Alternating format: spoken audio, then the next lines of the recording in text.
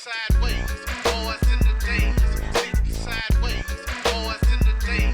Sitting sideways, boys in the days. Welcome back to another episode of Sittin Sideways. I'm your boy Reezy. You can find me on Blueski at Reezy Season, REEZYSCN. And I'm here with my boy Ike. Yo, what's good? My name is Ike Cuellar. You can find me on Twitter at Ike Cuellar. That's IKECUELLAR. Make sure you guys are following us on Twitter at Sideways _. And make sure you guys are subscribed to our podcast on YouTube and on Apple and Spotify, man, all that. So make sure you guys tap in. Yeah, tap in, follow us, stay up to date. Because you're gonna want to hear about this team, right? We were not expecting, like, they were good to start the season. We like you said, we recorded right after the cup win, right?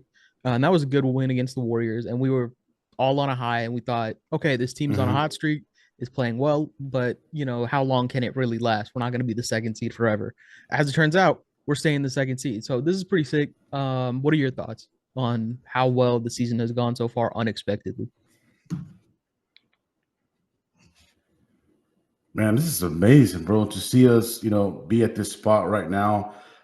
Second seed in the Western Conference, the toughest conference in basketball, for years. Has been a bloodbath for years, man. And for Ime Udoka to have the guys coached up and just playing this type of defense, this intensity, and having these guys locked in so early, it's just unbelievable, man. Like, I think we're on pace to win over 50 games, like 55 or 56.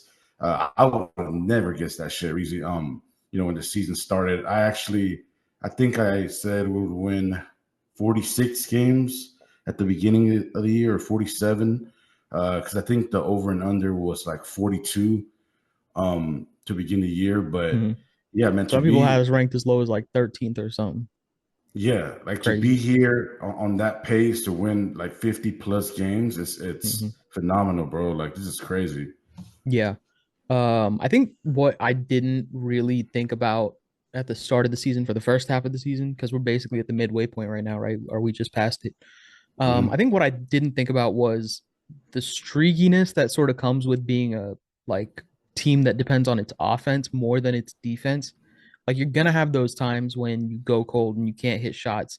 And I think that's when that sort of expected slip in the standings happens. Like, at least that's what we expected, right?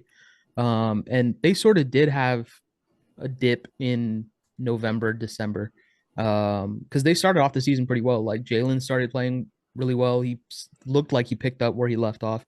Şengün was playing decently, like, well enough. Fred was cold to start the season, but everybody else was making up for it. Amen Thompson looked like he took another leap. And so, like, they started playing really well. And then they went through kind of like a shooting slump in November.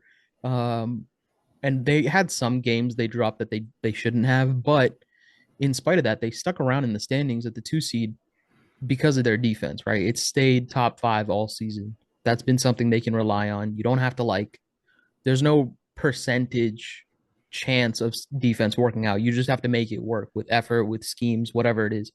And they're making it work like that. And it's nice to see that on a game-to-game basis, they know, it's clear that they know they can rely on their defense to carry them through tough stretches of the season and through tough stretches in games.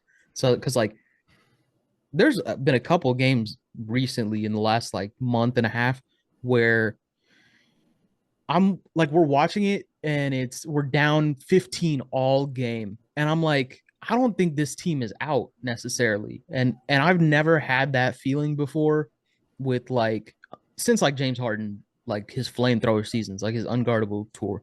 I haven't felt like this team could come back from any kind of deficit. But now, down 10 going into the fourth, I'm still they're about to make it a fight. It's going to be a rock fight in the fourth. It always ends up being a rock fight.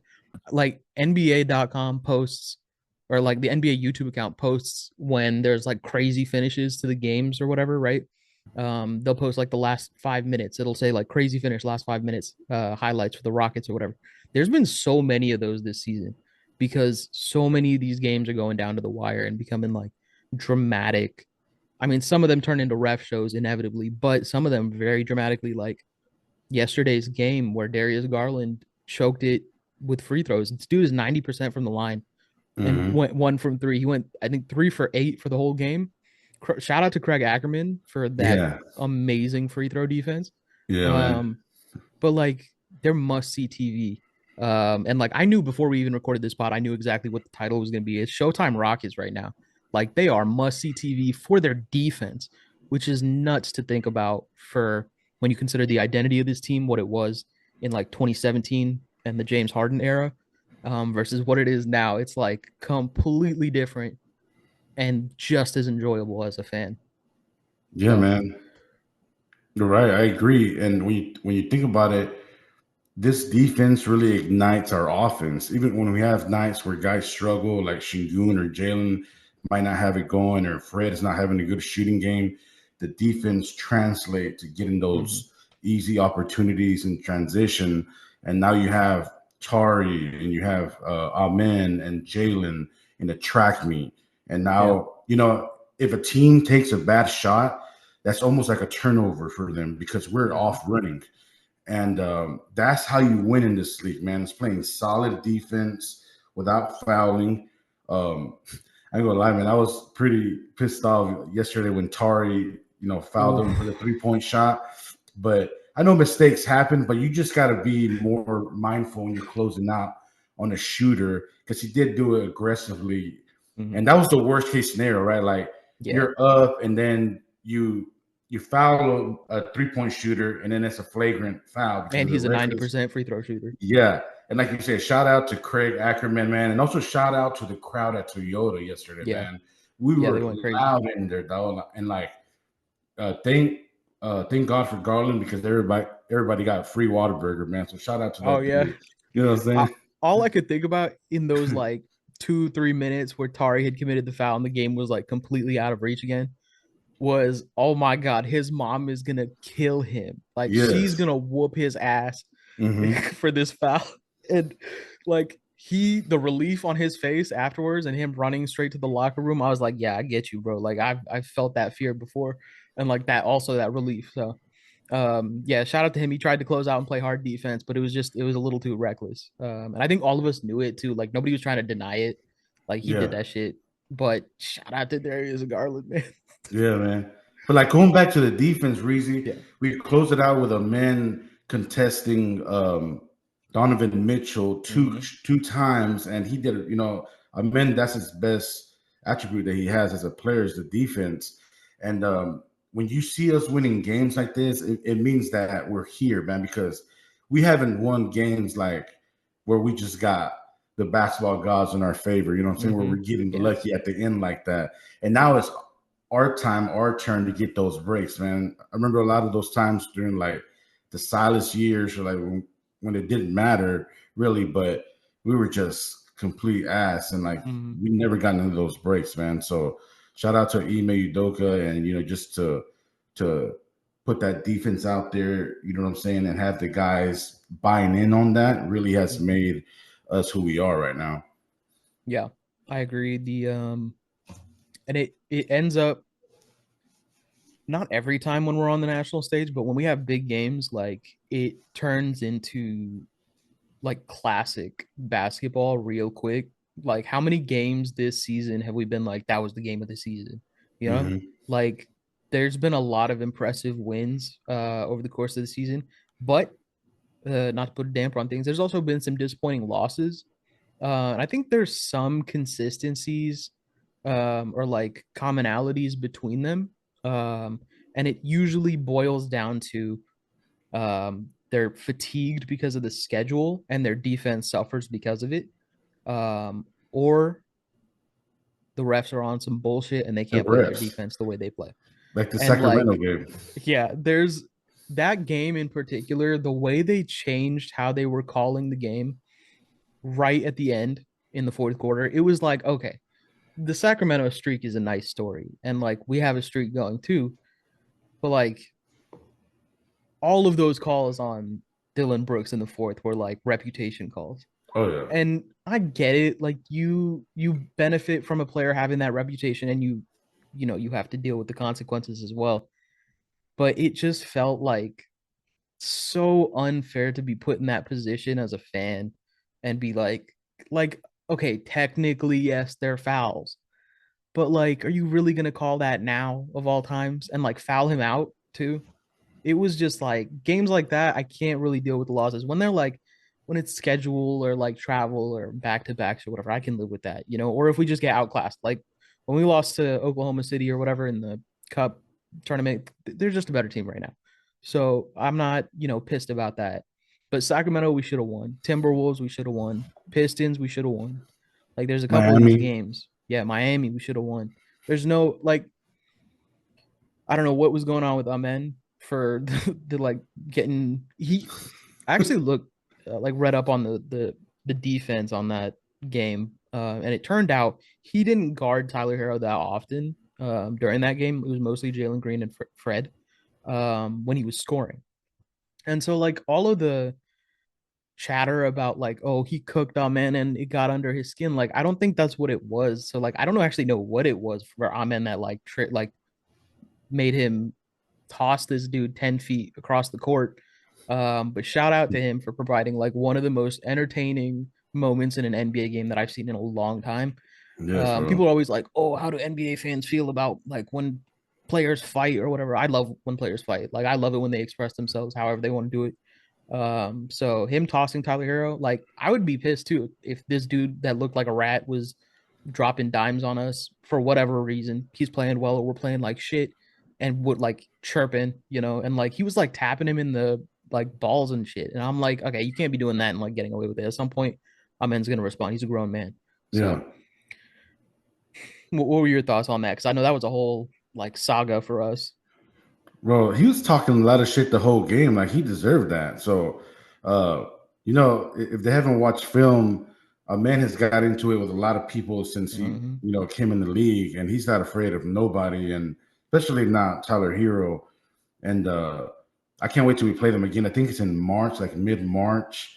But I got that game circled on my calendar, bro. Like Mm-hmm. that's just gonna be. I hope he actually guards him the whole game, or takes a challenge on doing that. But like Tyler Hero, and I said it before on this podcast, he turns into Jason Terry every time he comes into Toyota Center. You know what I'm saying? And makes every shot.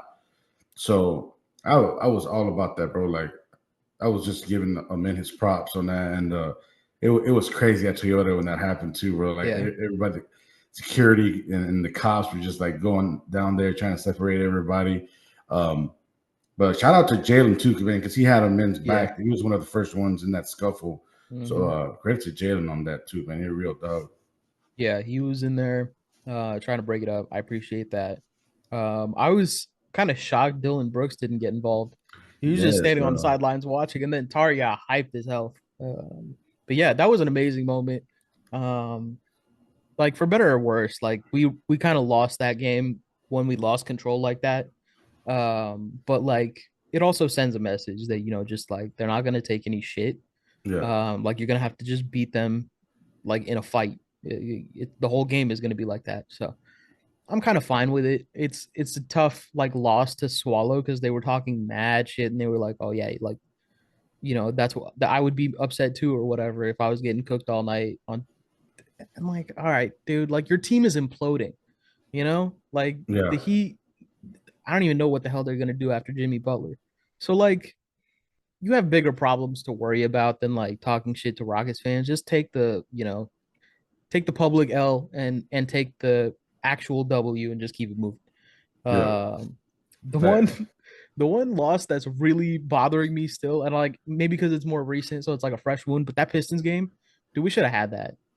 Like Jalen Duran was cooking us, and that's just tough to swallow, you know. And they don't have Jaden Ivey either. Just a tough one to accept. A lot of those plays were like offensive rebounds, just like out toughing Yeah, we our got bigs hustle. down there. You know what I'm saying? And that's when you just think and you got to just pray for a backup five, bro. You know what I'm saying? Or at least I think Steven Adams was out that game. I'm Mm-hmm. sure he could have helped out with him. But we need a backup five, man, desperately, and hopefully we can make that happen at the trade deadline. Mhm. But yeah, man, the loss that hurts me the most was the Minnesota game Yeah. because it was we're up 10, I believe, with like 3.5 minutes to go, dude. And That's like I was that's usually laughing, like bro. 90% of the time. That's a game that's been put away. 3 minutes. I was like Sorry, not 3 minutes. laughing, Mhm. enjoying my drink, and I'm like, man, we're about to get this dub. It's gonna be a great night. And they just, you know what I'm saying? They just never scored again. And Ant hit that big shot at the end. And, Ant's going to be talking shit, man. That's just who he is. But Mhm. God damn, bro, that one hurt. I ain't going to lie. Yeah, especially with like how Minnesota's season has been going so far. Like they haven't been having great seasons. That cat trade is looking worse and worse as time goes on. But like that just felt like one of those teams we should have taken care of, you know? Mm-hmm. And like most nights they're doing that. Most nights they're blowing out teams that they should be blowing out. But there have been these occasional losses that get not highlighted, that sort of highlight the reliance we have on our defense and like what affects that. Like the schedule, like I said, travel. I think our schedule or our record at home is like significantly better than on the road, I think. Oh, And yeah. like that's part of it, you know, and these are still young guys. Like I don't think they're fully used to the rigors of like NBA travel because travel is tough, dude. And I only travel a couple times a year. These dudes are going every fucking day, and like all across the country. So I can't imagine that makes rest and recovery that much easier. But when they're at home and they have that sick practice facility now, I feel like they're locked in. Like they feel like they're at home, they're in their zone. And I feel like that practice facility has helped a lot. Like every time I see them at the practice facility doing stuff or like behind the scenes, they seem like they just hang out there. And that's such a great factor for a team to have in its like culture setting, whatever plan to be like, let's make it so nice that they want to spend their free time there and like they're going to get better from that. You know, they're only going to get that's only going to help their game being around each other, being around the Yeah. trainers, the coaches. So Mm-hmm. I think that's sick. Shout out to Tillman for doing that. Um, we're not like Fertitta shills, but shout out to him. He give him credit where credit is due. That practice facility is sick, and we needed that when it was like Harden and CP3 and Yeah, those years. man. But I don't know how I got down that road. On to our next topic. We're gonna highlight specifically the big three. I don't know what that was. We're gonna highlight the big three, starting with the first one who was drafted, Jalen. Like I said earlier, he had a good start to his season. He kind of dipped, and then everybody was like, "Oh, okay." Jalen had his like up and down. Now he's down again. But since then, he's been playing like solid all-star level for like a month now. And it like feels sustainable. His shot selection is like almost impeccable. He's hitting like 75% or some shit at the rim, which is Mm. for him, that's what he needed. That's like the exact part of his game that he needed. And he's starting to get the foul calls for it too. Because he's Mm-hmm. not going in and like hitting wild drives or whatever. The refs aren't like, oh, this dude just throws himself at the rim and like expects to get a foul call. Like he's actually going for it, going for good shots, getting bumped, and they're calling it. So I'm not giving the refs any extra credit for doing their job. They're just doing their job now. But yeah, and then on top of that, his 3-point shooting went nuclear and he was hitting like 45% for the last month. So I don't know how sustainable that is, but we don't really need it to be that good on a night to night basis. If he can just hit like 38, we're cooking with gas. You know what I'm saying? Yep. So what are your thoughts? Like he's been playing, I'd say he's been having like a B plus season so far. Oh yeah, I agree with that. A B plus. It just looks like the game is slowing down for him, man, Yeah. and you could tell he knows when to attack and when to bring the ball back out. Just few examples like that, but when to be more of a facilitator in the offense because he's making better decisions. And the biggest thing, like you said, was him finishing at the rim because I really think that Memphis game was probably his best game of the year. Individually, and he was cooking all game. And I think he made the game winner where he drove in and he was looking for the contact, but you Mm-hmm. could tell he was also trying to make the shot. Yeah. And that's the big difference, dude, because when you do that, most of the time they're going to give you the benefit of the doubt and you might get that call too. You know what I'm Mhm. saying? You just got to go in there strong, trying to score, not flopping around. But the shooting is there, like you said. This is exactly what we wanted to see. So it tells us like that March stretch that he had last year is a real thing. And he really started playing better. I want to say like around the Thanksgiving time.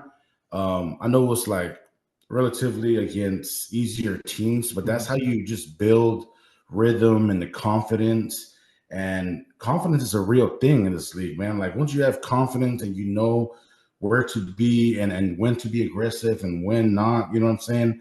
Mhm. Um, it just changes the outlook for a player. I feel like and you could tell with Jalen because he's doing everything that he needs to be doing right now. I know he had the last two games he kind of struggled a little bit, but I mean that Detroit game, dude, that was an early ass start, bro. That was like Mhm. 1 Yeah, those are weird p.m. games. I You know what feel I'm like you saying? can't really take anything away from those in a small sample size. Like if the next 15 games he plays like ass, then we can be like, all right, since that Detroit game, he's been playing like ass. But Yeah, in like 2 games, I'm like, that first game, I don't really count that. So he's had like one really solid bad game, yeah, because which he's even that, not that bad. mhm.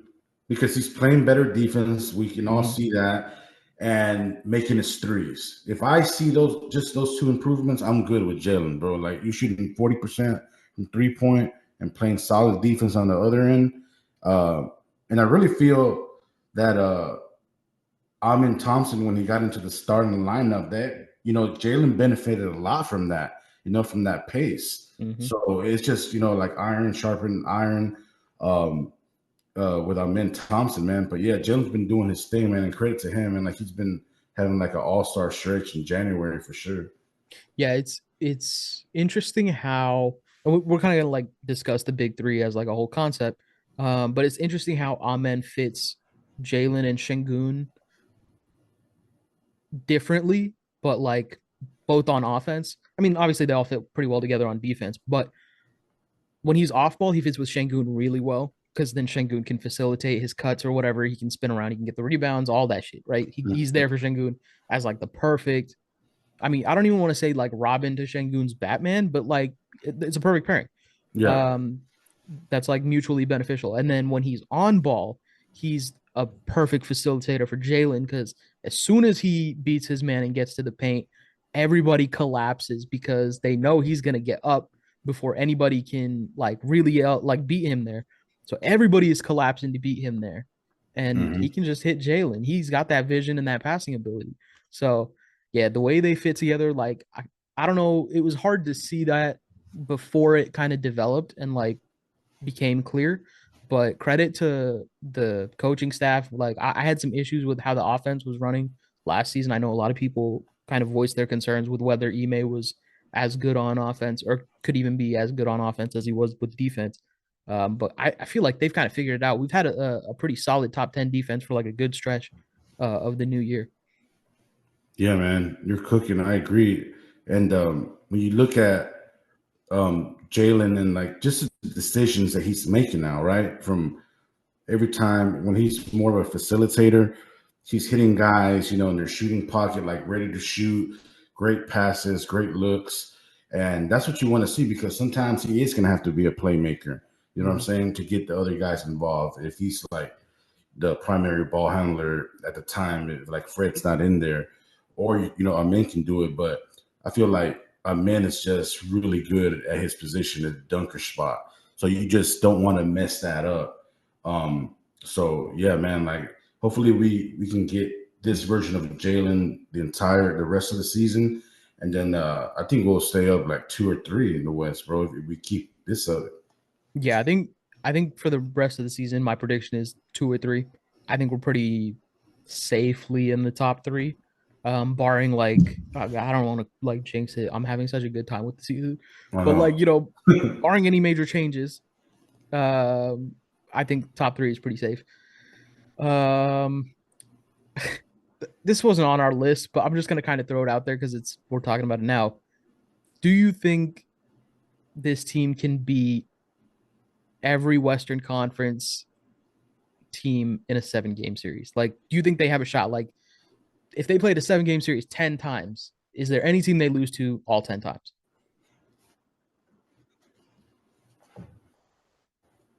No, I don't think so. I I know we agree have our because, like, problems and doubts with OKC, yeah, exactly. but So, like, they're that's the going to be only one number that you one all really have to year. think about, Yeah, right? And yeah. like everybody else, like we might win a 7-game series, we might not, but I feel like we have a good shot. We have a Hmm. fighting chance. But OKC, like I think about it and I'm like, is it like already kind of written? You know, like do we even have a chance? Like obviously everybody has a chance, but like at full strength, OKC, Chet, Jalen, Shea, plus everybody else they've got, you know, that crazy center rotation. Hmm. I'm like, do we have a shot? I'm like, yeah, I think we do. Not, you know, maybe it's 1 out of 10, but I still think they have a chance. So I genuinely just want to see this team finish the season with this roster, Hmm. um, barring like an out of rotation trade, like somebody who's not playing every night. You know, like if it's Tate, if it's Landale, if it's Holiday, fine. I'm not gonna like cry about it.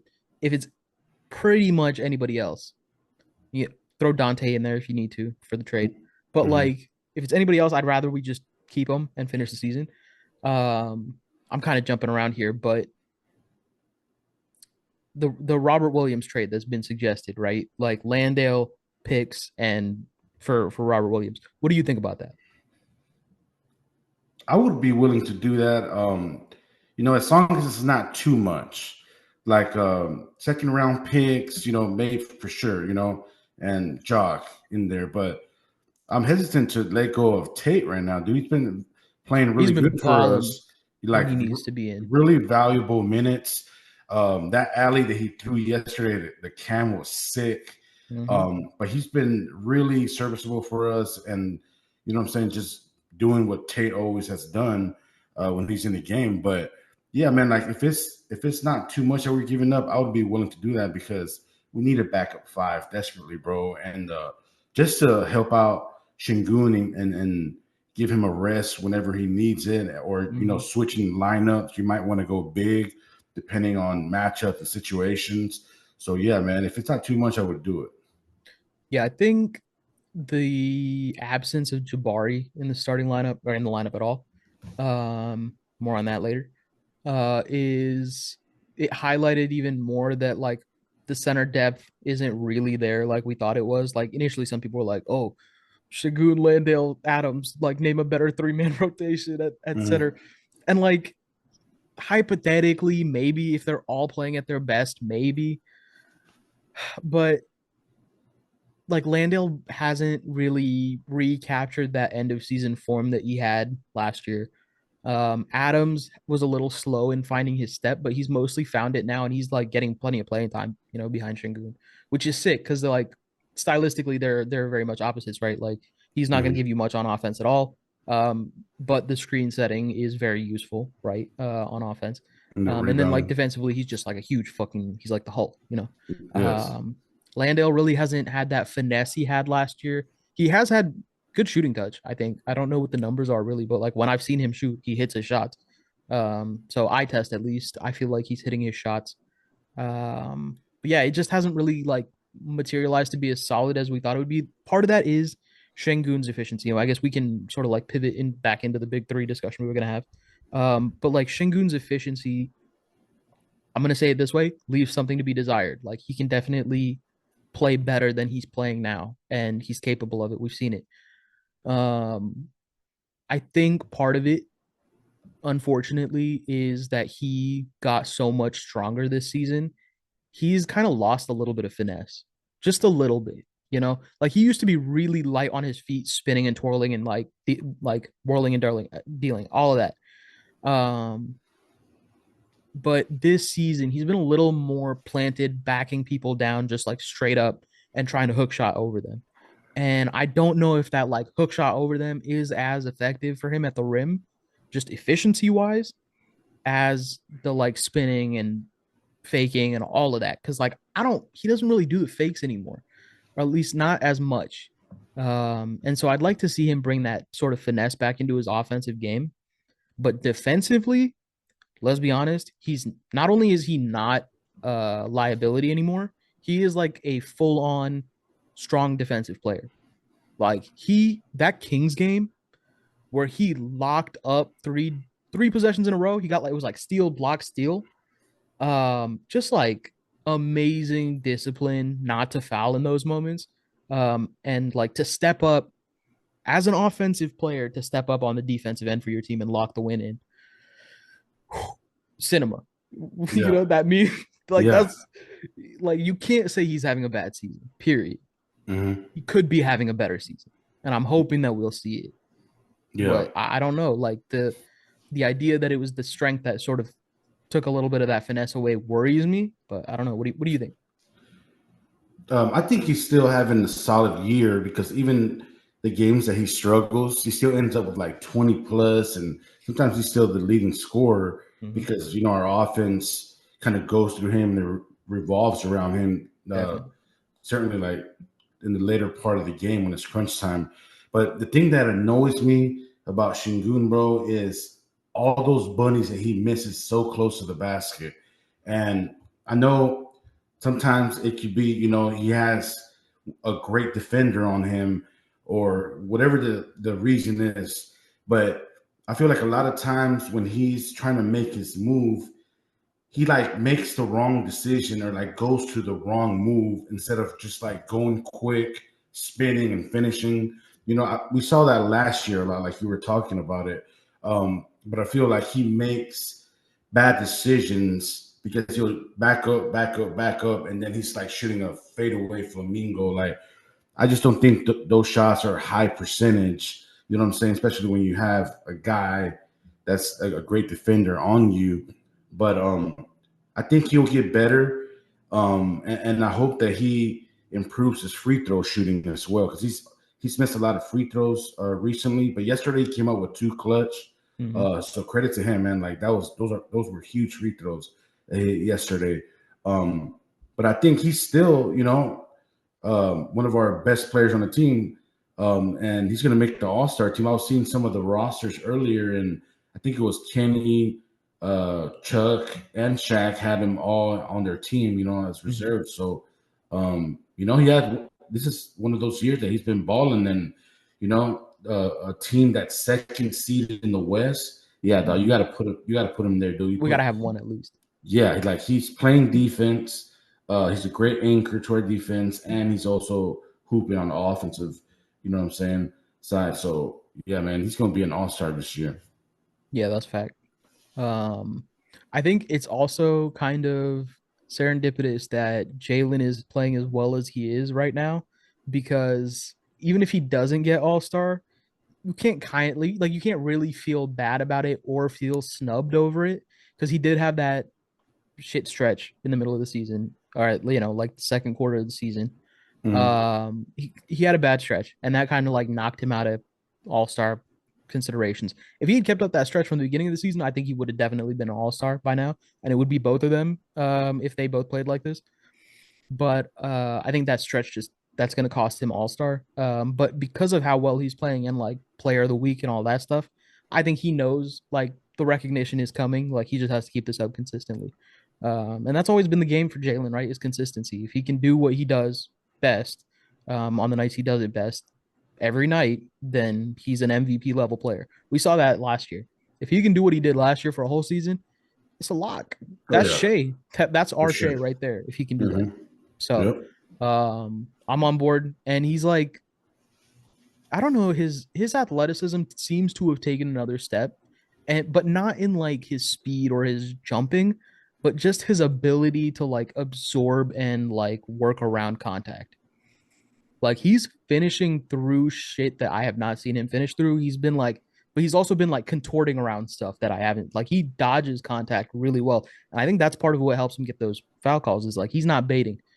No, no shade to SGA, but he's not whipping his head back like Yeah. James Harden. Even he's not driving into the paint and just throwing his head back trying to get a call. He's just going for it, and he's up in the air by like the free throw line. So there's not much of a snap to do at that point. But that kind of like ties us back in. Unless you had anything else on Jalen that you wanted to add. Yeah, I just wanted to add that his finishing around the rim is really impressive because he has this move where when he drives in, he's so quick and fast, and he beats his defender.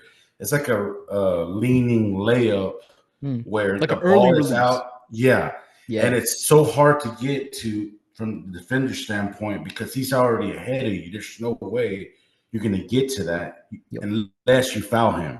Yep. So, and he's gotten so good with that move, and I'm like, where was this shit, bro? Like this Yeah. guy is playing another level right now, man. So shout out to Jalen, man, doing his thing. Yeah. When he found that in his bag, I don't know, that kind of opened things up for him because now he's beating big guys with like reach who are Mm-hmm. like hanging around the rim because they're still facing away from the basket by the time he's like next to them around a pick or driving whatever they're falling back in the pick and roll or whatever it is. But by the time he's next to them, they're still rotating and his arm is up. Like he's already going to the rim. He just doesn't take that Yeah, like last dribble and swing because he's got like extra space. So he's like, um, yeah, I mean, not like he's getting up in that space earlier. That's what I'm trying to say. yeah, Like he can he can leap earlier and get the ball out quicker. And so like that's just part of his athleticism, you know. But we knew that when we drafted my this is a dumb concern to have right now. But like I was thinking about it the other day, I was like, damn, a lot of our team relies on their athleticism. I don't know how well this is gonna age. And then I was like, fuck, can we win a title first? Like these are not concerns you need to be having right now. yeah, bro. So fuck that.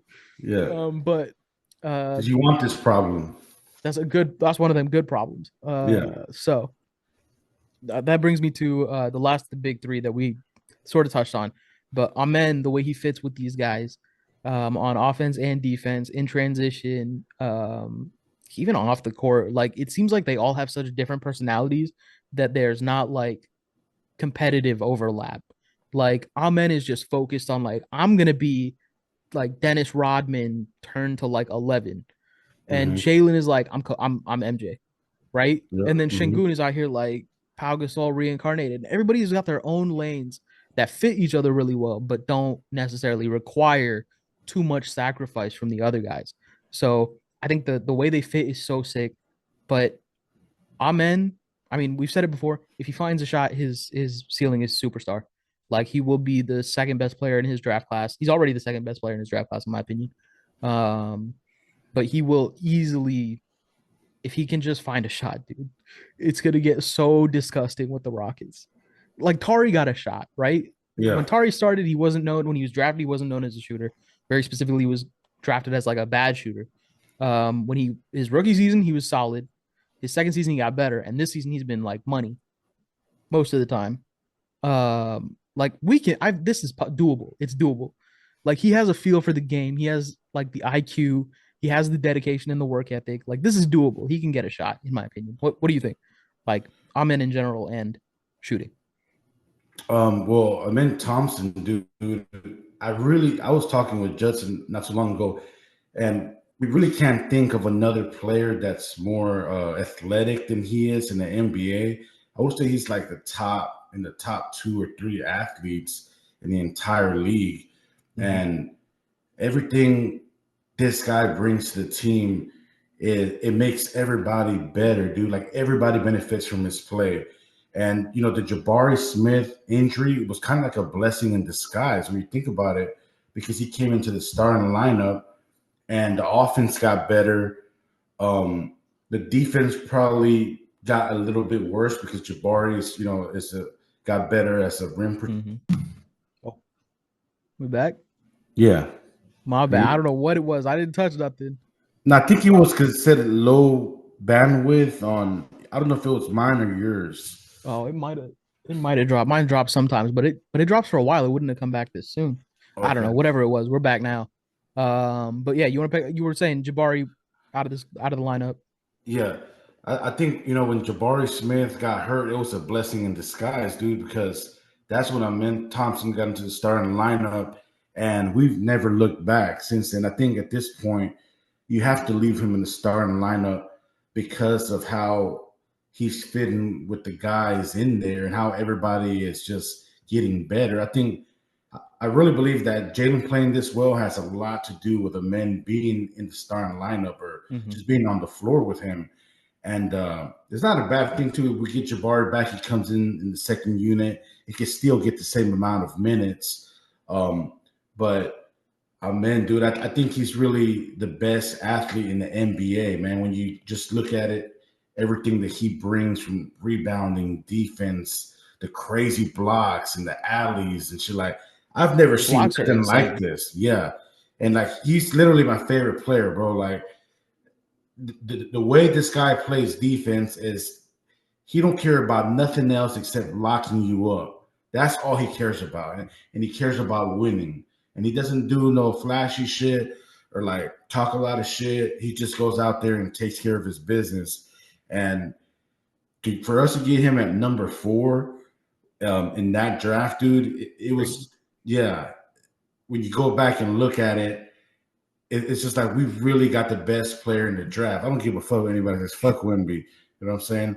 With them ugly ass Louis Vuitton jerseys they made over there in Paris, fucking knockoff jerseys.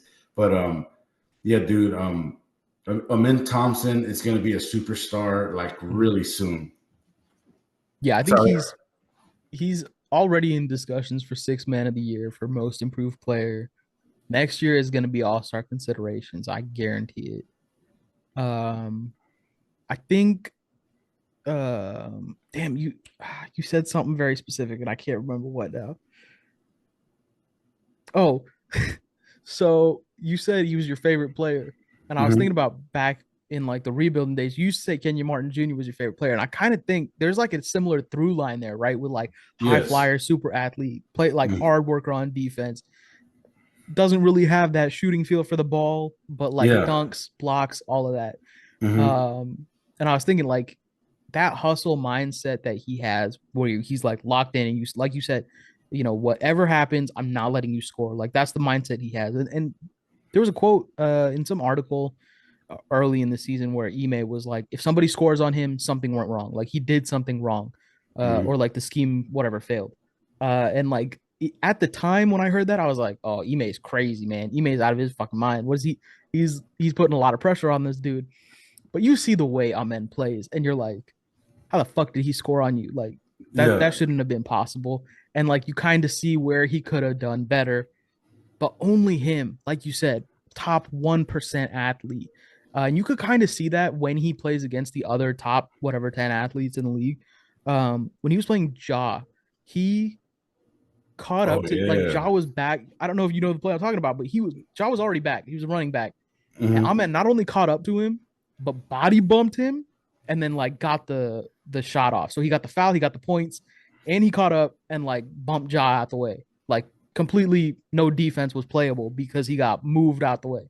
And I hmm was just watching that. And I was like, this dude is 6'7" and moves like a cat. He literally on defense, he literally looks like a cat chasing like a laser tag pointer, like a laser pointer. It's hmm insane the like agility, like the agility he has, the ability to like catch a player who's already beat him, like around a screen or whatever it is, uh, to like get up in the air fast enough to like get the block, to get up for rebounds. His timing on rebounds is damn near perfect. And it's like, how did you learn this stuff, dude? Like, you're a second year player. Like, where did this come from? Because this is extremely like high level basketball being played on defensive end. And he's like 21 years old and he's still like talking shit with his twin brother like during the game. They're like they're being kids because he's still hmm he's a kid basically.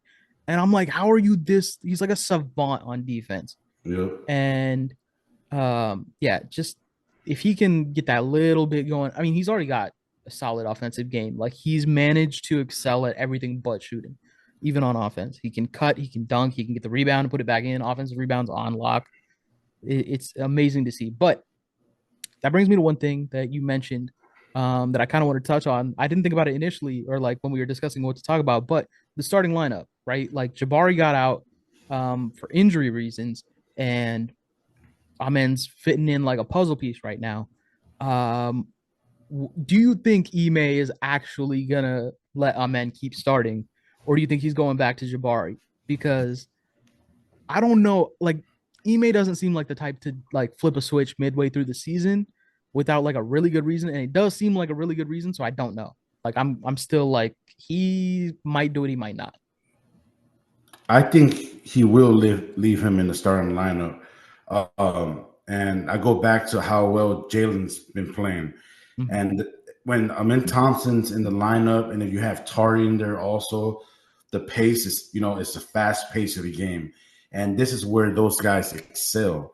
So now you're getting easy opportunities, you're getting transition buckets, and that's how you get in rhythm for, on offense. It's easy Mhm. buckets, more confidence, more rhythm. It's how you kind of want to start the game to let everybody eat. Because I feel like if you have those three guys, I mean, Tari obviously doesn't start, but like when he's in there with Amen and Jalen, dog, it's a track meet. You know what I'm saying? Yeah. So the fact that you have that already with Jalen, Amen, and then Shingun that also plays really well with Amen, you just don't mess that up, dog. You don't obviously he knows way more basketball than I do, right? He's a professional NBA coach. But if it was up to me, I wouldn't touch it. The offense has gotten better. I know the defense got a little worse, but we can live with that because even when Jabari comes back, he's still going to play the same amount of minutes. You know what I'm saying? So it's not like he's not going to be in there. Mhm. But you just got to let this lineup cook, man, because the way we look right now, and to be second in the West, I think that Amen Thompson in the starting lineup has a lot to do with that. Yeah. Yeah, I agree. Um, yeah, I think he's probably leaning more towards keeping Amen in the lineup, in the starting lineup. Uh, Also because of sort of how like Jabari fits in the bench lineup, which is like you mentioned that earlier. But yeah, like I think there's enough reasons to justify a change. But I want Ime to get real crazy with it and just go read Jalen, Amen, Jabari, Shenku. That Let's would just be get crazy. nuts, bro. That would be crazy. No, but But I was I don't know, I go ahead. wanted, I wanted to add this about a man. Like even if his shot doesn't turn to something consistent, I'm fine, bro. Like he's good enough and like effective, like explosive. We talk about the plus minus all the time. He's in the game. If he could just hit like two corner threes a game, like I'm fine. Even if he doesn't find a shot, he's still gonna wreck the game. He's still gonna do his thing. There's nothing to worry about right there. He can only go up from here. You know what I'm Yeah. saying? With a Yeah, shot. everything he has currently is the stuff that like isn't dependent on any luck or like isn't dependent on being streaky. You don't have to be on a good streak to get rebounds, or like Mhm. you don't have to be on a good streak to like lock a dude down on defense. So, like you said, it's only up from here. Um, I mean, he's shooting like what 30% from three or like 25% from three or something. Okay, Mhm. so there's like 25% of the way that could go down, but it's only up. We're gonna Yeah, say it's only up. yeah, Okay, yeah, but I think that sort of covers it for me. I know Fred's kind of had an up and down season, but it's not been important enough that I wanted to like discuss it or anything. And then there's been a couple of times where I've watched the game and been like, I can't wait to rant about the refs after this, but I'm gonna just let it go for now because they've also come out on our side a couple of times. Like that Warriors game, I was cool with that. Um, there was another game where they had some bullshit and it came out on our side, and I was like, y'all are still full of shit, and like yeah. you definitely hold the other team, but I'm fine with it. So And like yesterday too, when yeah, Shingun pushed whatever it was, I don't know well if he that tripped one's or a whatever. little. I'm not sure about that one because like most of the angles, like two of the three angles I saw, it just looked like Shengun did, like shoves the shit out of Jared Allen, and like Yeah, yeah, sure, if that was it, if that's what happened, valid foul. There's yeah. one other angle though from like behind both of them where you can see like Jared Allen wrap him up around the waist and like pull him Yes. away. And Thank I'm you. like, if you're doing that, like Shengun has like a valid reason to be like, get the fuck off of me. Yes. So it still might be a foul at that point. I don't know if it is or not, whether, Jared Allen's grabbing uh sort of cancels that out or some shit. But yeah, like sometimes we get those calls and I'm not gonna like complain too much about it, but I am gonna say like refs, you don't deserve any extra credit. You still made a bad call. Yeah. Just I'm not gonna rant about that. I mean, the fact they just let it go, it was a dub for me. I'm like, all right, fuck it. Yeah. At least like give us one of those After calls review again. too. Yeah, I thought we were done. You know what I'm saying? But yeah, I was like you said, I don't want to give them too much credit because they're gonna fuck us over soon, anyways. I mean, we have another game against the Cavs in Cleveland, right? So I'm sure they're gonna pull some shit to give it to the Cleveland fans. And Oh if that's yeah, what ends up happening, honestly, it's not going to be the end of the world. I expected us to drop both these games yeah. to Cleveland I after actually thought that too. the Yeah. last game we had before against the Pistons. I was like, we can't knock out the Pistons easily. Then like we got the Cavs coming up, we're fucked. But now after this last game, I'm like, bring it on, like whoever. Boston's coming up. Fuck it, let's ball. Prove it. Prove you can beat us. If you Mhm. can, cool.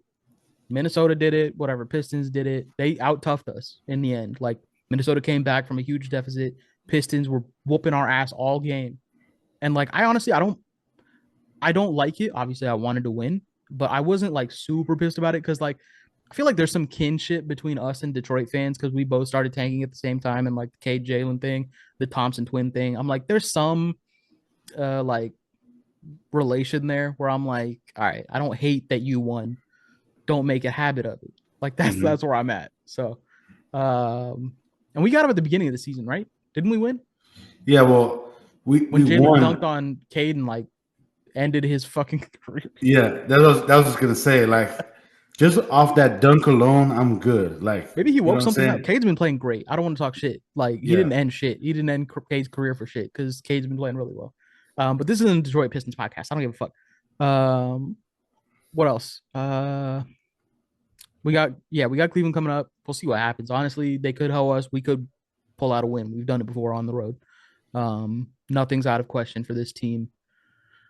How many more weeks until Jabari comes back? Do you know? I want to say Is it two more? 2 or 3. I want Jabari back in the starting lineup, just so like we can see our whole team. Okay. I'll leave it at this because I don't know if we'll put out another episode before the trade deadline hits or not. But if we do go for a trade, we're both on record saying like we probably don't need a trade this season. But if Yeah. we do, we're cool with Time Lord, Robert Williams, Mhm. for like the right price. Yeah. Everything for the right price. Like there's no reason to overextend ourselves this season. With Fred's salary coming off, potentially Jacques' salary coming off. I think Steven Adams is a free agent, whatever. So like we have cap flexibility. We've got super young guys on team friendly contracts, team friendly extensions. Um, and like Jabari and Tari, as much as I hate to say it, their injuries this season probably put a dent in what their extensions are going to be. Mhm. And like as unfortunate as it is for them individually, that's good news for the Rockets Yep. and their legacies. They might not be remembered for like making bank, but if we can keep the whole core together, this team is winning rings. It's going to be a dynasty. Yeah, man. And I want to give a shout out to Raphael Stoneman because he had an interview where he said, the goal is to keep everyone this season and potentially, past that. But he knows what, man. He's been cooking with gas, bro. Look at all the team friendly deals that we have. You know what I'm saying? All the picks that we've accumulated. Just the right decisions, time after time after time. And he deserves a lot of credit, man. He's one of the big reasons why we're here right now. Yeah, there's definitely been times where the community and I mean, I won't speak for you, but me personally, I've been kind of out on him or at least questioned significantly what the direction of the team was because of decisions he made. But for the last like since hiring Ime, I've been like, all right, he knows what he's doing. And I Mhm. know a big part of that is just like we lucked into Ime being out of a job at the time when we needed a coach. But you got to just take advantage of the opportunities presented to you. And like that's Yep. exactly what he's done so far. We're doing this without a number one pick during the rebuild, which a lot of teams usually, that's like a requirement for a rebuild is you got to get that number one A piece. We're doing all of this without that piece. Mhm. And we still have like crazy asset stash. We've got veterans on movable deals. We've got the young guys on team friendly deals or rookie deals. Like everything is as it should be. The practice facility got upgraded. Like if he was playing a game, if he was playing NBA GM, he'd be winning. He's Yeah. doing great. I would say executive of the year. If actually, I don't know who the fuck else would be. He's cooking. I don't know. Yeah. I don't know who's the favorite or whatever. I'm sure I'm not considering somebody who made some crazy trade, but it ain't D Morey. I know, man. I feel bad for bro Stone too, should man. be up there. Yeah. Yeah, he's look, man. He wanted to spend that family time in Philadelphia. That's cool with me. You know, he dipped out on us.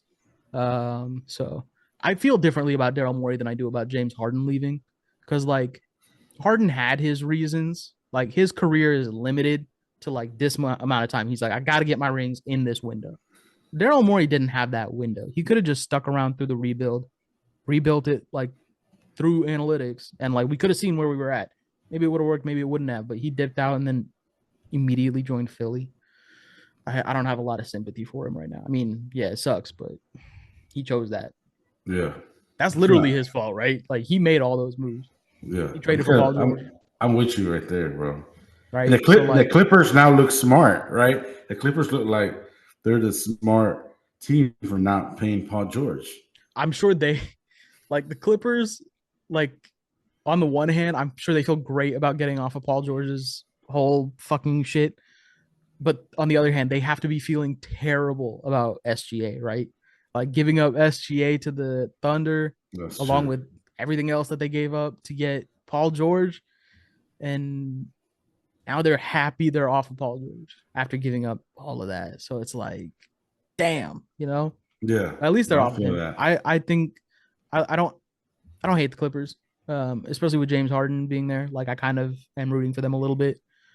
Same with Russ in Denver, by the way. I feel like a lot of Rockets fans are iffy on Russ or whatever, but I'm fully in Nah. Russ's camp. Like he has his moments where he's being a little pest or whatever, you know, or being, I'm not gonna say it, when he's not shooting well, but Now Russ is a he's real one, fitting bro. in with Jokic like a puzzle piece. Sorry, what were you saying? No, I'm sorry to cut you off. I just want to say Russ is a real one, man. He was chopping it up with Jalen after the game. That You was know what I'm fun. Yeah, saying? that was cool. And he has like the funniest reactions like during the game, like when he talks shit to people. Like Russ is just a character. You just gotta Him love being the guy. fake mad about Jalen was hilarious. Like it just like it cooled the game off for a second. Like everybody Yeah. was like, all right, we can chill for a second. Like it's funny. We're just having a back and forth. But like, you know, it instantly went back to being competitive after that. And that was fun to see. Like that's the sort of stuff that fans, I feel like, really get a kick out of, like just seeing players interact, you know, and not just the game. Yeah. Or I don't know, whatever else they're pushing the ref show. Yeah. Ref bro. fans eating this season. But yeah, I think that's it for me on that. So yeah, go Rockets. You know, you can find me on Blue Sky at Reezy Season, REEZYSDN. You can find the pod on Twitter at Sittin Sideways, no G. I think it's Sittin Sideways _ Yeah. And then You can find me on Twitter at IkeQuear. That's IKECUELLAR. But we appreciate you guys, man, tapping in and you know what I'm saying, just showing love, man. We're gonna try to put out more of these episodes. facts. Yeah, we're both grown men. We got a lot of stuff going on, you know, a lot of moving pieces, but this is one of the ones that we both think is important. So even if it's been a while, expect another episode, no matter what. All right, Yes, sir. y'all have a good one. Go Rockets. Peace. There you go. All right, and we're back. We're doing a special part 2 segment because the Rockets decided to go insane and clear out the East. So yeah, we beat the Cavs again. In case you were listening to the 5 minutes ago and we were wondering if it would happen, we beat them again, and then we just beat the Celtics tonight in another thriller. I don't know. A lot of these games lately have been banger games. Like there's been a few blowouts, like kind of one way. I mean, we really haven't gotten blown out yet this season, but a lot of games have been like pure cinema. And this one was no exception. Amen Thompson, career high 33 points and a game winner. Says he felt like Kobe. I don't blame him. Jason Tatum probably hated that he said that, though. But what were your thoughts? Because this game was insane. Like start to finish, it was a good game. The refs didn't get overly involved, and we came out with another W against the top Eastern Conference team. Oh, hell yeah, dude. Like you said, man, this game, all the games really that we've been in this year have been bangers. I think the only team that blew us out was OKC one time. Yeah.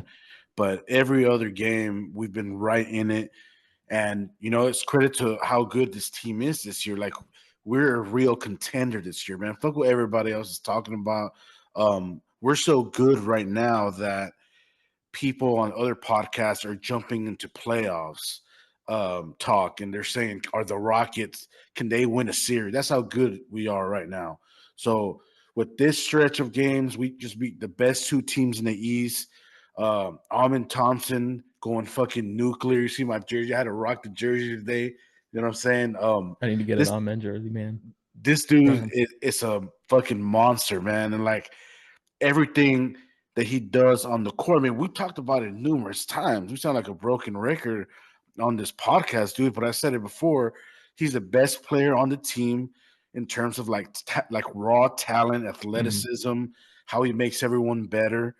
And that's the type of guy that you just build around, right? Like even if it's him and Tari and Dylan, you got some great wings, and then you still got Shingun and Jalen. That's why Stone said he wanted to keep this team together, because you can see what it can look like. You know what I'm saying? We just need a few pieces here and there, maybe in the future, but we're not talking about the future, dog. We're talking about right now. We're Yeah. winning right now. That's the kind of insane part is like we came into the season being like, all right, we missed the playoffs last year. We just got to make the playoffs this year. Playing, I mean, even at the beginning of the season, we were saying like playing will be fine. Like let's just make the play and get some playoff experience. That's what we were talking about at the beginning of the year. Was these guys need playoff experience, and they still do, but that is not the conversation we're having anymore. Like we're full on into contender status now. Like you can say that their chances of winning are lower because they don't have that experience that like a team like OKC has or a team like Boston has, sure. But in terms of like talent and what they can put on the floor every night, they can go up against any team. Like any team in a 7-game series. And we were talking about this a couple of days ago, right? And that, I mean, it's gonna sound like we changed our opinion in 20 minutes, but like they can be any game, any team in a 7-game series. After the last 3 games against the Cavs, and the Celtics, that's especially after the Detroit game. Like, I don't know what Ime said. I know he was cursing, but I don't know what he said to them after that Pistons game.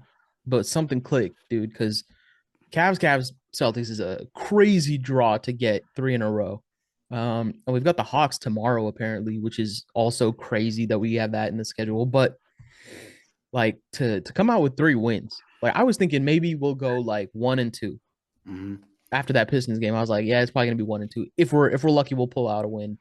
Because those two before this stretch, those two looked like juggernauts. The Celtics for their experience of being defending champs, and the Cavs because they just looked unstoppable at the time. And now we swept the Cavs in the season, and we just beat Boston in Boston. Yeah, because and it was Sorry, go ahead. Not to call you out or anything, brother, but you did say we were going to lose both games against the Cavs. I said we would lose one. And also the Boston game too, right? Because they're, like you said, defending champions. Those are great teams. They're the top 2 teams in the East. And we look good against Detroit. So, but we're just talking like objective fans that we just saw our team not play that well. But like you said, something must have changed after that game. I know Ime was talking hot shit to them, bro. Like something happened during practice, and we heard some of the commentators tonight, Ryan Hollins and Craig, they were mentioning about some of the drills that guys are running in practice, and it was insane. Like bigs guarding guards, and then guards guarding bigs. You have to be ready for everything in this defense, because he talked about it before. He wants you to be an all-around great basketball player, not just one thing that you can do well. He wants you to be great at everything that you do out there on the floor, especially on defense. When you get mismatched, and you know what I'm saying, there's a mismatch going on, you got to be able to hold your own. But to go back to this game, dog, shout out to Dylan Brooks. This motherfucker hit 10 threes tonight, bro. 10 3. We would not even be in the game if it wasn't for Dylan Brooks. And he said that he knew he was going to be, a good shooting night after his first shot went in. And you saw it, the confidence. I mean, we're coming in fast breaks. They were just hitting them, and he was just letting the fly with confidence, man. Shout out to Dylan DeVillin, man. Like, we would have never been in that game if it wasn't for him. He had 36 points tonight, 10 of them three-pointers. I mean, what more can you say about Dylan DeVillin, man? He's worth He every cooked. single penny. You know what I'm saying? Yeah, enough can't be said about like the vet presence. Like I know it's easy to talk about and like focus on the young guys developing and like taking the leap. But yeah, the veterans have stepped up when we needed them to. Like the OKC game early in the season, where we beat them. That was off of Fred's 38 points, right? Like that wasn't out of nowhere. Yeah. And then this one, yeah, we needed, especially when Jalen and Shingun, I think they combined for like 23 tonight. Yeah. I mean, I wouldn't even say they necessarily had like off nights. They just took a step back. Like clearly Dylan and Amen were cooking and they took a step back. And the team very much like embodies that sometimes you, sometimes me, always us mentality that Dylan mentioned. It's Facts. crazy to think and it's easy to forget other players are on this team. Like it's easy to be like, oh, it's Amen, Jalen, and Shingun. They're the big three, but like there's a whole other four other players who are on this team, like waiting to get those minutes as well. Like Jabari isn't even playing right now, and we're doing this shit. Like Cam, he's playing, he's getting his minutes, whatever his 20 minutes. Reed's not even playing right now, and Tari's coming in and he's making huge contributions, hitting big shots, making big stops. Like it's easy to like focus in on one guy because of how well they're playing and how fast they're developing. Like Amen just set back-to-back career highs in points, right? Yep. That's crazy behavior. Like we're seeing him take the leap in real time this week. He took the leap into like all-stardom and then like superstar discussions. That's what people are discussing about now. Like, what is his ceiling? Because he hit corner three today. I don't know how many he hit, but I definitely saw him hit at least one today. So that shot, he's working on. He has some confidence in it, and it looks good. Like he's missing them, but it's a good looking shot. It's not. He doesn't have like a major hitch or anything. So let's see where it goes. But his ceiling continues to rise, which I think is as exciting as the team's ceiling continuing to rise for its fans. Like there's no way I would have said end of January we're second in the West, top three in the league. Top three in the league. That's nuts. And we beat the team in second place three times. So, they're beating up on Eastern Conference teams and they're cruising to a number one seed. But I guarantee if we were in the East, we'd be the number one seed. Oh, yeah, for sure. That's a crazy place to be in for Rockets fans right now. Mm-hmm. So yeah, we beat the Cavs, beat the Celtics. I think the game plan was mostly like let Jaylen Brown beat us because it seemed like they were letting him get whatever he wanted and he couldn't do it alone. Tatum had like a decent game, but his numbers, I don't think he was very efficient. So yeah, it's that defense. That defense. That defense was cooking tonight. One thing that I saw on the defense tonight was when Tatum had the ball and they came and tried to set a screen for him to get a mismatch. The two guys stayed on him.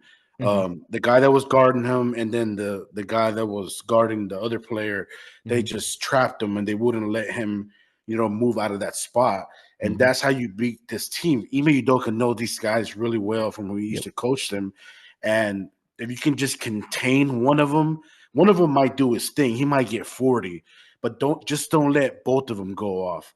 You got Pritchard. He had a couple of big threes.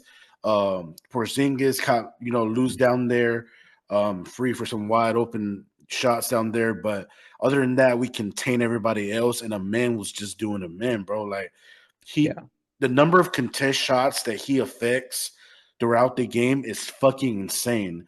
And it's giving these teams headaches because that's like their go-to guy that are taking these shots. And, and when it comes to his shot, like you were talking earlier about his shot, even if it doesn't become a thing, he's shooting these shots now with more confidence and rhythm. And you can tell there's no hesitation. I remember last year when he was taking a lot of these shots, he would hesitate. And it was like a awkward release. And that's what you could tell, once you hesitate, man, the confidence is just not there. But even if the shot doesn't become a thing, he's still going to be, the best player on this team and a shout out to like Sam Vicini, man, because he has always been talking about Amen Thompson since the beginning of the year, even since last year. He used to break down film and try to tell people why this guy's going to be special. And you're looking at it now, man. I love those guys that just give players your credit like that, man, because you don't get that from like ESPN or like TNT. Some of these motherfuckers don't even know how to pronounce the guy's name sometimes. So Mhm. shout out to Sam Vicini, man. He always has a dope podcast, and he's always been doing his thing. Yeah, Sam Vicini, he was tweeting about it like during the game today. He was talking about how good Amen was playing. You can tell he watches. Um yeah, man, I don't even know what else to add on this. Like Yeah, Amen. Oh, go ahead. I'm sorry. Before I forget, I was Mhm. watching the post game, and they were interviewing Amen Thompson, and he said that they drew up that last play for him. That shot was for Yeah, him, that's a and good call. when they told him that, he was like, "What? Of course I'm taking it." Like, yeah, let's go. And sure enough, man, like, what a great play that they drew up for him, just to down there, like in the midi area, like outside the paint Mhm. a little bit, right? His bread and butter, just get that soft touch, and like first game winner in the NBA. And they asked him like, "What was has this been your only game winner in your life?" And he said, "No, he had won in the OTE. I Mm. think it was in the finals," he said. But I I get think it so. Yeah, why I think he I remember ranked that. it.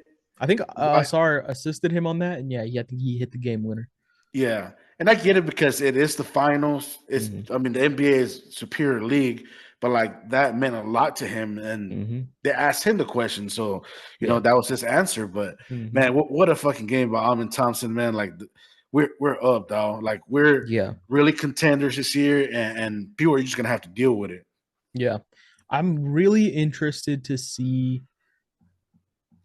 whether or not so like the three sort of like weaknesses I would say that are like the most obvious for me on the team for like the big three at least. Mhm. Amen shooting, Jalen's consistency, and then Shengun's. This is a minor complaint, so don't come after me, Shengun fans. But his efficiency this season has been down, and like maybe that's partly his. I think I mentioned this last whatever we were recording a couple days ago. So part one of this, I think I mentioned that like he had gotten stronger, he'd gotten bigger, and that was sort of slowing him down a little bit. I just wanted to add this caveat in. Teams are also doubling and tripling him like way more often this season. So he's dealing with significantly more difficult defenses when he's trying to score. But yeah, like I'm interested to see which of those three weaknesses gets patched first because I think that's going to be who becomes like the 1A first. Like that's who's going to be like the superstar. So like Mhm. if Amen gets his shot to like 34 to 35% from outside, if Jalen can average like 25 points, or if Shengun's efficiency goes back up and his points, correspondingly whatever go up, I think that's it. That's going to be the guy who carries the team. Because after that, like I don't know, defenses are kind of screwed. I mean, their offenses opposing offenses are already screwed, period. But opposing defenses will be screwed once any of those gets fixed. Um, and I think that's sort of what gives me hope against like teams like OKC or like potentially the Spurs in the future if they can build around Wemby correctly. Because like it definitely feels like there are other juggernauts in the West that don't I don't feel good going up against OKC in a 7 game series. Like that's gonna be like a heart attack inducing series. But I think if you fix a couple of these issues or one of these issues, I feel a lot better about our chances against anyone. But as it stands now, to reiterate, we have a chance against anyone in a series. I would just feel better if consistency, shooting, or efficiency went up. Yeah, What do you no, think? I agree with that. Um, but I think we have a kind of a tricky team because you can't really just game plan for one player. Yeah. You don't know who's going to get hot. Just like tonight, Dylan hit 10 threes. Next game, it might be Jalen that goes off. Next game might be Shingun. Amen Thompson might get a triple double. So you can't really game plan for us to stop us on offense how you want. Fred might get high. He might hit 7 threes. You never know. And that's a great thing about this team. Because one thing's for sure, though, the defense is always going to be there for us. That's what has us at the number 2 spot. But the offense, if we could just, like you said, improve a little those 3 areas just by a little bit, Yep. bro, can nobody fuck with us. I'm serious, man. And one of my biggest concerns was at the end of games when you're trying to get a bucket in the fourth and you're being cold for like 6 minutes, right? You go on droughts that we've seen before. There was a lot of people saying that we don't have that one guy that can just give him the ball and he can go get a bucket, right? But we haven't seen that recently, though. Like, everybody's been holding their own, taking care of business, and just being clutch with it at the end of games, making free throws, not turning the ball over. Those are big things. Like some of those games where we just miss like 10 free throws or more, we don't win. Like we have no chance of winning, or like high turnovers. But we've been taking care of business, been playing smart, and for Jalen, it really feels like I said in the first part of this episode, the game's slowing down for him, right? And that's a big deal because he's doing that with our men on the floor. So that's why I go back to what I said, and like, you can't take this guy out of the starting lineup anymore, bro. You just can't. You know what I'm saying? From the way that the starting lineup looks together as a unit on the floor, teams can't fuck with us, bro. It's period. Like, it's just that simple. Yeah. I think the Jabari thing is interesting because Dylan Brooks kind of put a little hold on all of that talk about taking him out of the starting lineup today. Yeah. So now it's back. It's back on Jabari, but he can't do anything about it because he's injured. Like Amen has basically solidified it, right? He's staying in the starting lineup. You can't. That would be interesting, though. That would be interesting to have Jabari instead of Dylan. And that would just make the starting lineup the like main 4 guys who got drafted, like either first or in the top, whatever, 4 of the draft. And at that point, like it makes sense. You've got like Şengün, who is like R1 for this long, and then Jalen, Jabari, Amen, and Fred is running point until Amen wants to or can take over or fuck it, Reed. I don't know, but it gets really interesting with how many pieces we have that are available. Like our depth, our rotation is insane, all the way down to like, I mean, Aaron Holiday hasn't been playing great lately, but he's had some killer games this season for us. Like, he's had some really good performances. So there's guys all up and down, all the way like Jayshawn Tate, Steven Adams. Everybody's been balling out. Ime, I think, as a coach, as a pick, was transformational for this franchise. I don't know what kind of voodoo luck we have that he just kind of like fell into our laps, but I think that's like the main thing, right? Like everything else is definitely like credit to the players for taking those leaps and putting in the work and all of that. But I don't think any of that happens unless we pick up Ime. Yeah, man. I mean, the job he's done this year to have us at this spot right now, like this is, I never would have guessed this record like we talked about earlier, right? We're in what, mid-January, almost February. It's almost February, yeah. Yeah, second seed in the West, and our record, we have probably our best records against the teams from the West, the top teams from the West, except OKC. So we're cooking, dog. We're here. Yeah, I saw the list somewhere. It was like the standings, but then it was like our record against them, like against the teams we played. And you don't think about it, and like when you're looking at the record, when it's like, I don't know what it's at, like 30-12 or something like that. But you don't think about it until you see it listed out against each team. We're like 2-0, 3-0, 1-0 against most teams. Most teams have not beat us this season. Like, I know that's obvious if you think about it, but like when you see it just listed out, how many teams we've just dominated this season, and then like, yeah, OKC is the one we've lost twice against. I don't know if there was anybody else. I think there was one other team we'd lost twice against, and that was it. And it's just like the the ability of this team to like morph and match up against every other team in the league is absurd. I just I don't know what you do about OKC, but that's a problem for another day.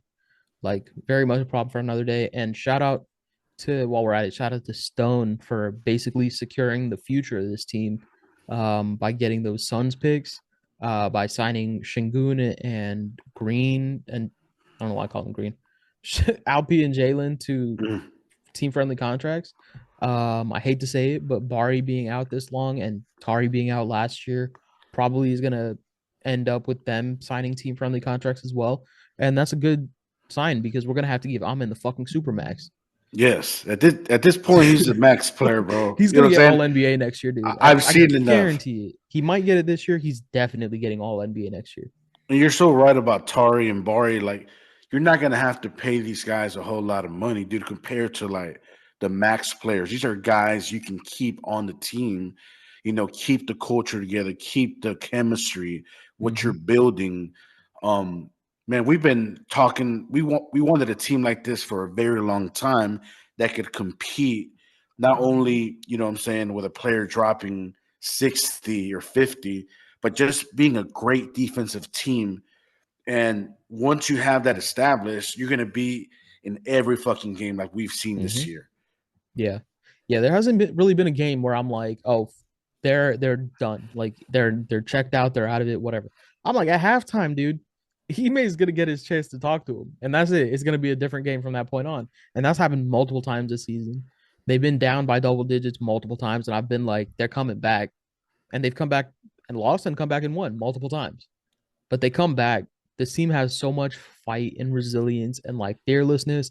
They don't they don't get caught up in like, oh, we're playing the defending champs in Boston. They came out ready to punch somebody in the fucking face. They don't give a shit. Yeah. Right? Because they're out there to, especially at the beginning, they got to establish that they're playing physical because the refs can't. If they don't, the refs are going to start calling shit.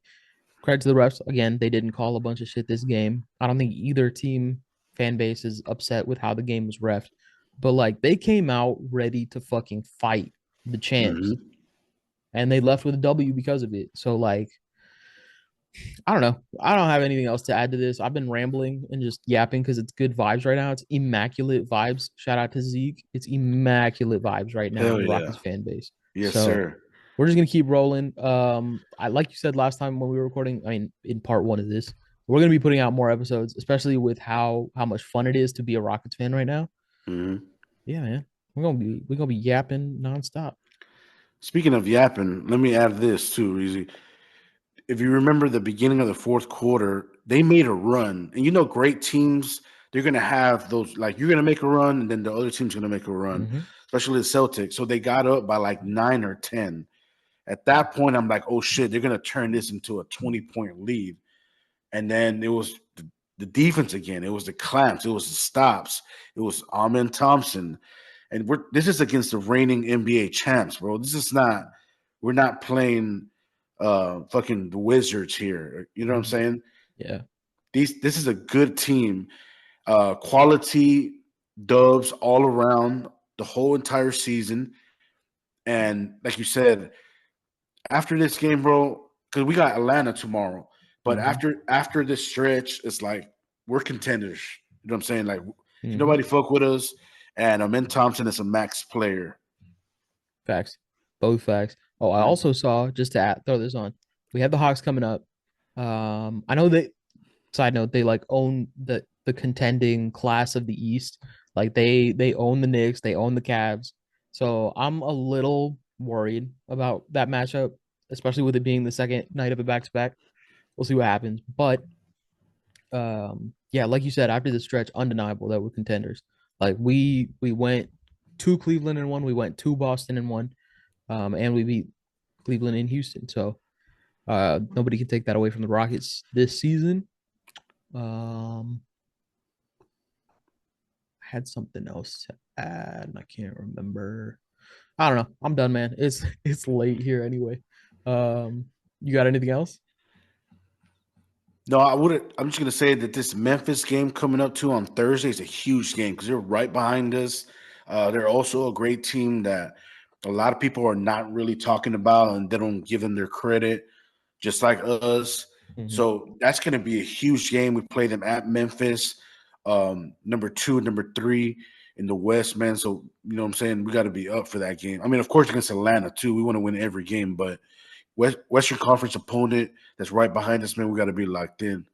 I think Dylan, Jalen, and Dylan and Jalen for sure will get up for that game. Because Jalen likes to go up against Ja and Dylan because it's Memphis. And then I think Amen will definitely get up for it because that fool, he doesn't have an off switch. Yeah. So yeah, I'm excited. I did remember what I was thinking of while you were talking. The remaining strength of schedule for us, I think we're like 19th or something. So we've got like a relatively easy schedule going through the rest of the season. So I don't know. We might make OKC sweat a little bit if they drop a couple games. We'll see what happens. It's gonna be interesting. I'm here for it, brother. For sure. You already know. It's gonna be a fun rest of the season regardless. Because brother, believe it, we are playing deep into May. And I'll say this just to remind you too, Reezy. I know it's early in the week, still it's only Monday, but I'm already in New York state of mind for next week. You know Let's go. All right, y'all gonna get some on the ground. Yeah, I'm already in New York state of mind. Let's go. All right, we'll leave it at that. Y'all have a good night. Have a good whatever week. Take it easy. Go Rock. Yes, sir. On a Sunday night, I might bang me some games.